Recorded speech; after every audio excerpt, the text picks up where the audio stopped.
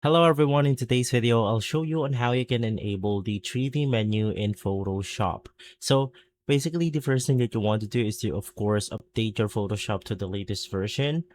Now, right after, head over to the Photoshop application, and then we actually just have to click on File, navigate through the Preferences option, or I mean head over to Edit, navigate through Preferences, and in here we have Performance.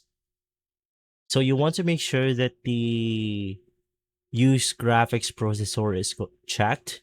Now head over to the advanced setting, and then on this option, there's going to be a specific setting called use graphics processor to accelerate computation. Just make sure that this is checked. Click on the OK button, which is going to be this one. And right after, you should be good to go. Now, in my case, I actually don't have the version of Photoshop that supports that specific feature. But once again, just make sure that you update it to the latest version. If this video has been helpful, leave a like, subscribe, and follow us for more videos like this. Thanks for watching.